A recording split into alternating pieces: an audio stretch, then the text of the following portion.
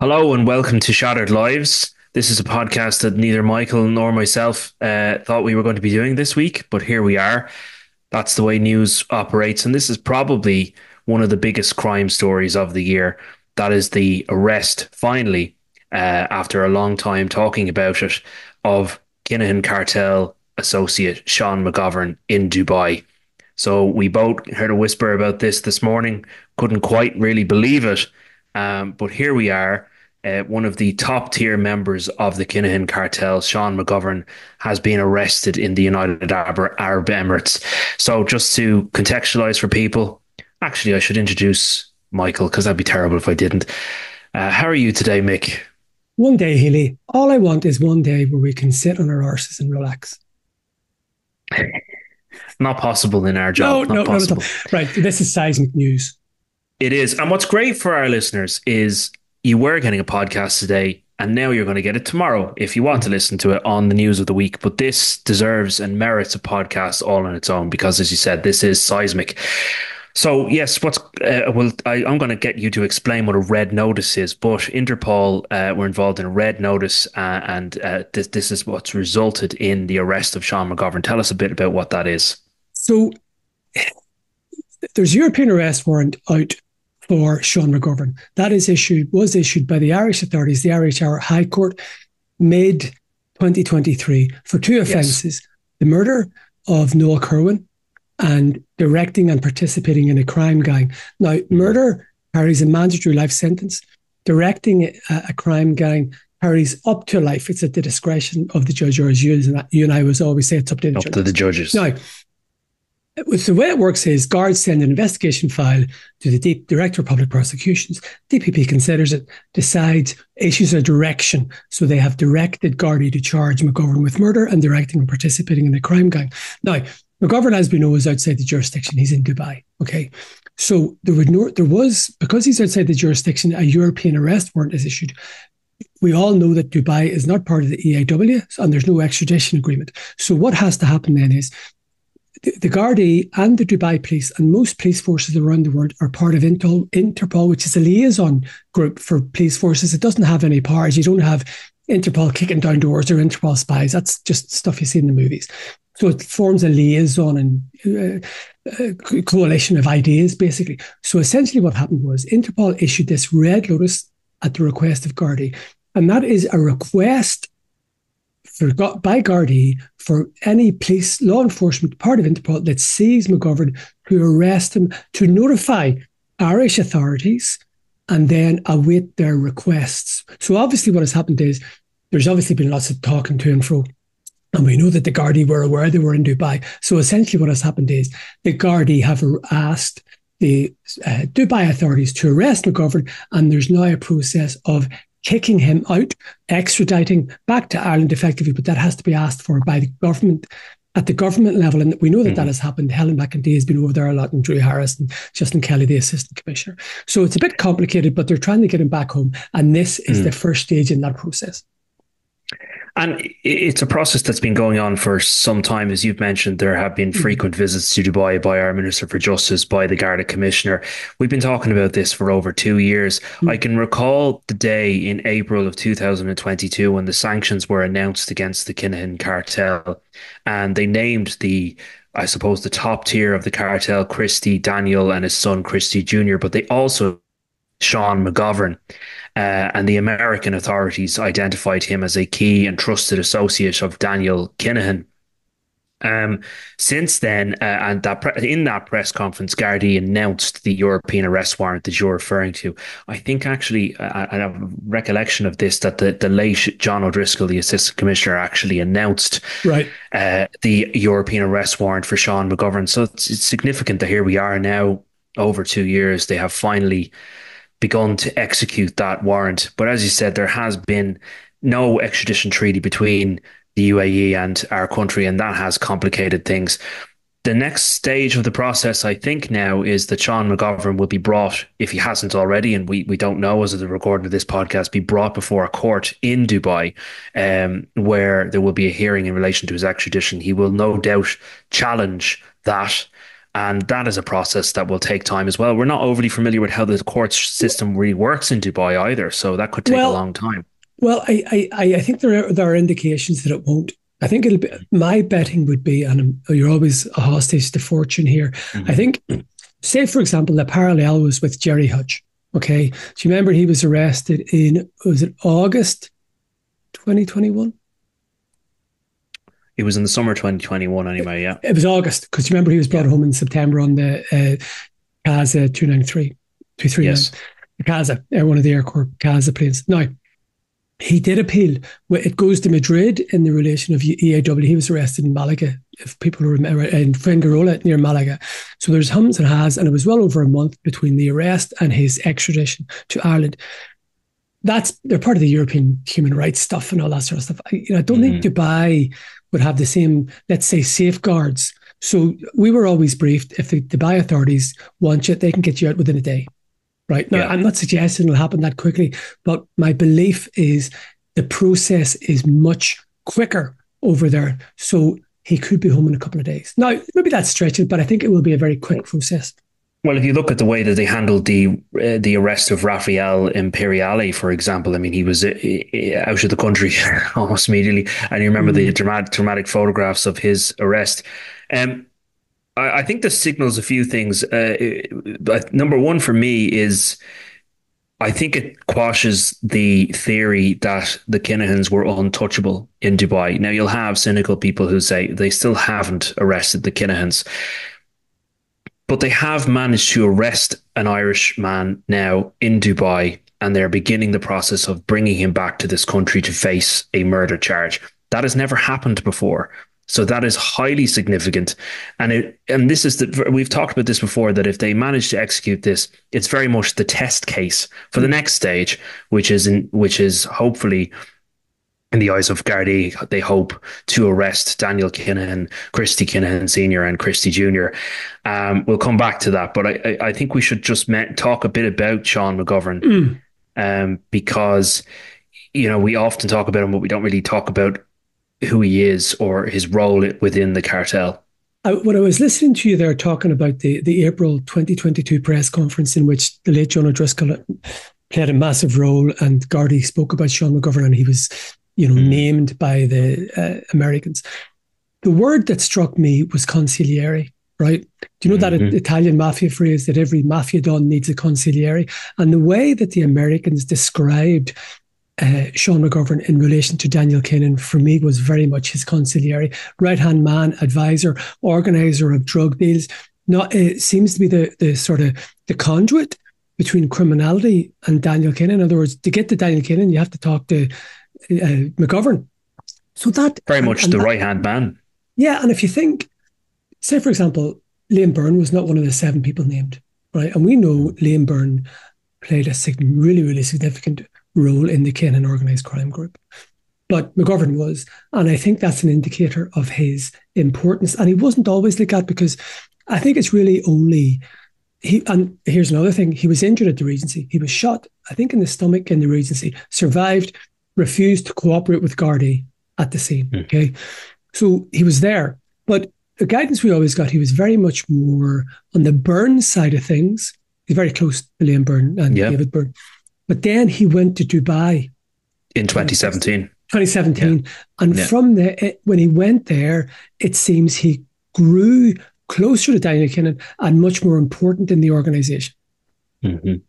I'll actually read out what the United States Department of Treasury said about Sean McGovern. They said he is Daniel Kinahan's advisor and closest confidant, and evidence indicates that all dealings with Daniel Kinahan go through Sean McGovern. Sean McGovern has also managed communications on behalf of Daniel Kinahan, and he sells multi-kilogram quantities of cocaine. Now that's it's amazing that the Americans can come out and say that, because while that has been the suspicion of An Garda Síochána, they certainly wouldn't come out and say that on the record. But there you go. It shows you how much of a player they consider him to be. And you can talk to this, Paul, because you've done plenty of stories about this. He was the target, amongst others, of the Criminal Assets Bureau 2016. He was the criminal assets case in 2019 against Liam Byrne targeted him and his associates of the what was called the Byrne Organised Crime Group, and they ultimately seized over €2 million in assets, properties connected to Liam Byrne and his associates, including Sean McGovern, who only lived up the road from Liam Byrne. He also was involved in LS Active car sales with Liam Byrne. They went into business together, and it was effectively a way for them to launder their money, and their criminal activities were funded through those businesses. All of that fell apart in 2019 for Liam Byrne and for other associates like Liam Rowe and Sean McGovern. As you mentioned, he was very much a close friend and, I suppose, right hand man of Liam Byrne, and so much so he was at the Regency, and as you said, he was shot. Um, Things changed in 2017. He moved to Dubai. One of the reasons for that is because of his own involvement, allegedly, in the murder of Noel Duckegg Kerwin. Noel Kerwin was shot and killed outside his home in December, just 3 days before Christmas in 2016. And we believe, and Gardaí have always believed, that the only reason that Noel Kerwin was murdered was because he was photographed at the funeral of Eddie Hutch, standing next to Jerry, the monk Hutch, who at the time was a top target of the Kinahan cartel.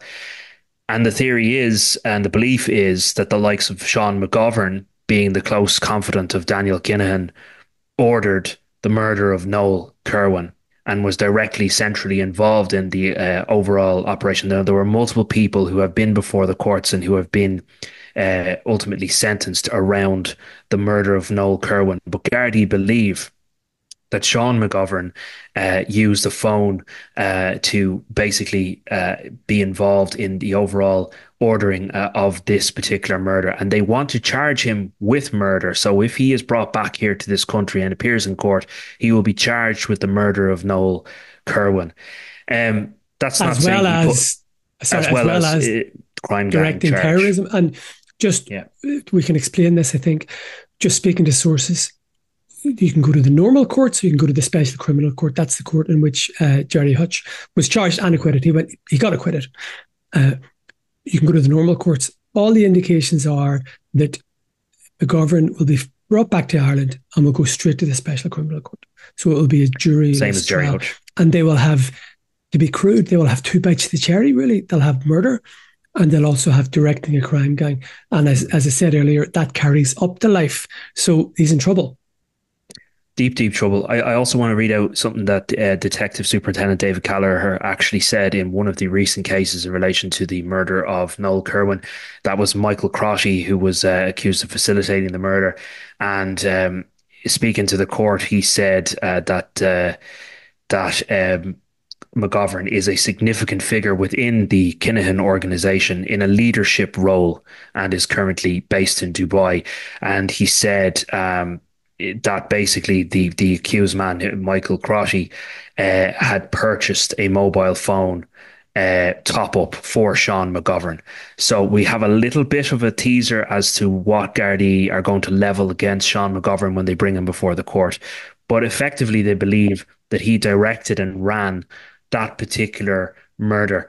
It shows you the level of influence that he had in the height of the Kinahan Hutch feud when 16 people were being murdered.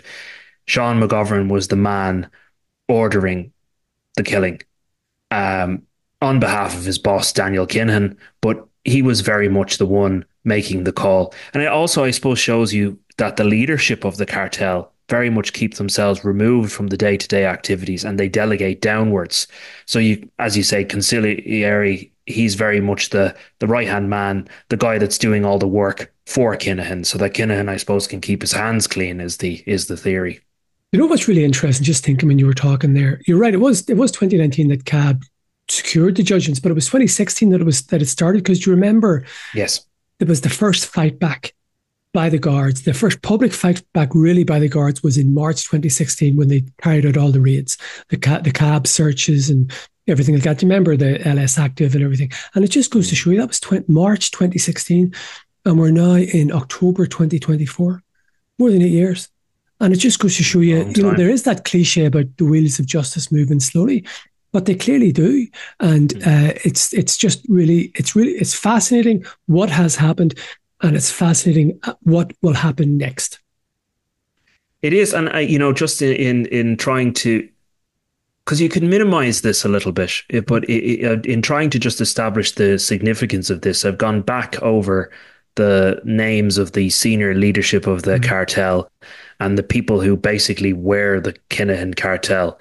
Um, a lot of people say, "Oh, they still haven't got them," but you really have to go through this list and all of the achievements over the past couple of years to really appreciate how much the Kinahan cartel has been completely and utterly dismantled in terms of its operations, how it used to operate. That's not saying it's gone away. Obviously, the Kinahans are still there. But look, at the top of the tree, you've got Daniel Kinahan.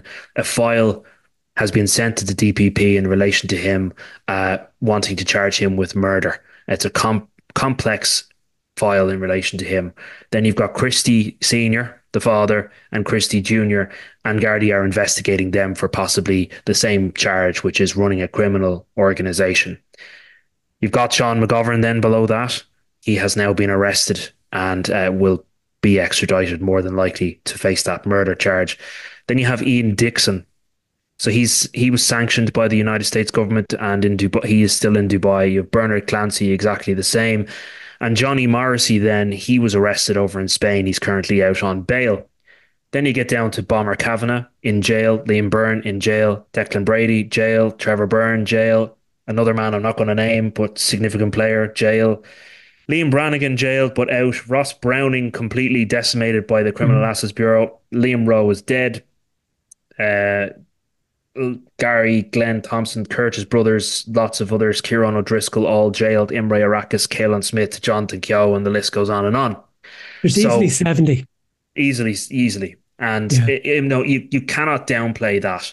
That is hugely significant. I mean, what was the Kinahan cartel and its operations in the UK and Ireland is totally dismantled. And now they're going after the very top of the tree. Don't minimize the fact that Bomber Kavanagh and Liam Byrne were very much at the top of the organization. You're now going a step above that again to the right-hand man of Daniel Kinahan. So people might go, skeptical, but this is very much a test case, and it proves that yes, unless something goes completely wrong in the next while, but it proves that yes, it is possible to get them even in the UAE. Did you see Justice Minister Helen McEntee's statement? I did. In fairness, the minister can't comment on an individual case, so she is restricted by that. So she opened with that, but she is very much talking about this case. She says that any person involved in organised crime should know that there is no hiding place. You will face justice. The government is taking all necessary steps to dismantle organised crime. There's a very important to talk about the work that was done in Dubai with the government. There's a very important sentence in that, and I think it's the first time it's been stated publicly. Mm-hmm. Right? We broke the story that the Kinahans were behind the MV Matthew. Yes. Do you remember? She actually mentions the MV Matthew. She mentions the listeners, the MV Matthew and viewers. The MV Matthew, you will know, was the ship caught off the coast of Wexford, September 2023, with a humongous amount of cocaine on it. But I think, if you just read that sentence, Paul, but for she actually says context, the Dubai police were involved in that. Yeah. Yes. Yeah. So I think that's the first time that the state has publicly blamed the Kinahan cartel for that, or has publicly connected the Kinahan cartel to that seizure, which is significant. Yeah, she says Dubai police also travelled to Dublin recently to assist members of Garda Síochána with a large transnational organised crime investigation arising from the seizure of 2.2 tonnes of cocaine on the MV Matthew off the coast of Waterford. She also speaks about working with the Emirati Minister for Justice and the ongoing work between Gardaí and the police in Dubai. Again, that's significant in and of itself. It was one thing that they travelled to Dubai, but the fact that the Dubai police came here shows you the level of cooperation that has been going on behind the scenes. It's taken a long time to get here, but it clearly shows cooperation, right, on a very high level. Here's the multi-million-dollar dinar, euro, whatever it is in Dubai. What happens next? Well, in terms of what Daniel Kinahan and the likes, Yes. How does this make Daniel Kinahan and Christie and Christopher feel? I think it's going to make them feel very nervous. But I mean, up until now, we've been told they haven't moved really out of Dubai and they've continued their activities. This now proves, as I said, this is the test case that they can extradite an Irish citizen and bring him back to face a very significant charge. So, as you have reported, and I'll bring this back to you, Daniel Kinahan is the first one that's in real trouble here because that file is with the DPP. When that decision comes back, they're going to just repeat this same process again. Yes, but we need to, it's not my job to urge caution because we're impartial, but maybe just a dose of reality here. There was a major difference, and there is a major difference between Daniel Kinahan, any of the Kinahans, and Sean McGovern. And that is that the Director of Public Prosecutions has charged Sean McGovern already, has ordered him to be charged. And the paperwork has been submitted and signed by the High Court. There's an EAW out for him. So he is a wanted man. So say, for example, if the Dubai authorities decided we're kicking out the three Kinahan men tomorrow, okay? They can go anywhere they want because Gardaí do not have the power to arrest them for charge or to ask their extradition for charge. At this point in time. There's nothing to charge them with. So people have been saying, and so much has been said, including by ourselves, about the whole Kinahans in Dubai and everything. But I remember somebody saying, well, maybe the guards want them to stay there until they build up the file so they can get it across the line for a charge, because otherwise they can go wherever they want. So, but that is a significant difference. So if people think, right, this automatically means that Daniel Kinahan and Christie and Christopher are going to be shackled and brought to Ireland, that's a long way off. There's several hurdles to get over for that stage. Well, yes, unless, certain extraordinary scenarios occur, like the Americans, who, let's not forget, they did sanction the Kinahans. They made a major announcement. They asked for from anyone with information to come forward. They could potentially have a reward of up to $15 million.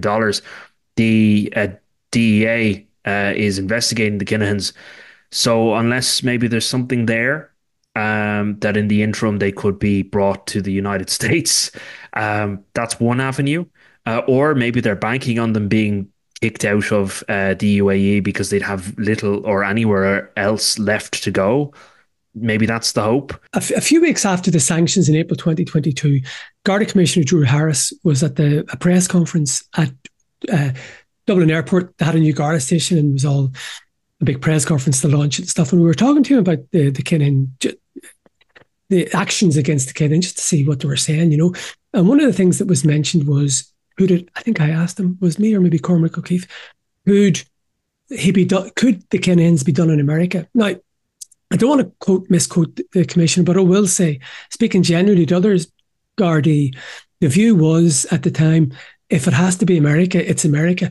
It's really no skin off our nose. Wherever Daniel Kinahan is brought to justice is fine with the Gardaí. They would like to be in Ireland, but if one day we all wake up and he's in an orange jumpsuit in some supermax in Colorado, the guards won't exactly be devastated about that. Yeah, and I think they also, at this point in time, would be happy even if the Kinahans jumped ship and left Dubai, because that says that they've hit them where it hurts. Okay, they haven't managed to arrest them, but they have significantly impacted their ability to do business in the place that they set up shop. And I think they'd be happy with that victory for now. And they've taken Sean McGovern out of the picture and some more senior lieutenants. And as they said, you can run, but you can't hide. So perhaps they're hopeful that no matter where they go, that they will ultimately be able to pick them up thanks to this international cooperation. Also, I think maybe the father, Christie, given the fact that he ran a €1 billion criminal empire, he might be one step ahead. But I'd be worried if I was Daniel Kinahan in particular, with that murder charge potentially hanging over him. And really, this is something that all Daniel, he led this murderous feud that saw 18 men killed, and had he not done that, he'd still probably be at the height of his power, involved in boxing. MTK Global would still be a thing. He'd be being lauded by the likes of Tyson Fury. All of that would still be going on. But it's because of this feud that Daniel Kinahan is in real hot water. Whatever about maybe his father, who probably didn't ultimately sanction Hmm. the feud and had to get looped into it all. But we already know that file is with the DPP, so that's the next step, isn't it? They want to charge him with murder. Whether they actually manage to bring him back here is another question. I'm glad you mentioned boxing because I'm going to give you a really embarrassing example, right? This, in boxing parlance, it's not a knockout against Daniel Kinahan, but he has just got a bad kicking and he's probably be taking a standing count. I think that's Mhm. probably the best way of saying it. Now, he can Yeah, come back from this. He might come back, but he's got a kicking. big time. And I mean, we've been digging out some great photographs, and they really do tell the story in a way. You can see some photographs from the funeral of Liam Byrne. Sorry, the funeral of David Byrne, Mm. and you see his brother Liam standing next to Sean McGovern. You can see Daniel Kinahan in these pictures, and you can see Bomber Kavanagh. And these are all people whose lives have been totally and utterly turned upside down. Some of them are in jail, some of them are now going to be in jail, and some of them are on the run. And there are other celebratory pictures of them all together. They lived a life of luxury. They thought they were untouchable. 90% of the people in these photographs now are either in jail or on the run. So that's in a way a picture kind of tells the whole story. And you can see some of them in our coverage tomorrow. But I think it just shows the difference between 2016 and now, and the result of their actions during this horrific feud. And it was horrific. Mm. They're responsible for 16 deaths. And Sean McGovern, make no mistake, they believe that he was at the center of making some of those decisions that saw innocent people killed. I mean, Noel Kerwin was an innocent victim. He was a father of two, and he was killed simply because he was photographed at the time next to Jerry Hutch. And his family have never been able to live that down, and I'm sure that they're happy with this news today. Okay, right. So I think we've tried to explain what has happened in what has been a very dramatic day. And look, maybe we'll wake up tomorrow and there'll be even more developments. Who knows? That's the nature of this gig. But look, we just wanted to explain what we know and what we think might happen in this really fascinating investigation. Yeah, and if he's in the special criminal court tomorrow, you can be damn sure we'll be doing a third podcast this week. So All thanks right. everybody for listening. Thank you very much.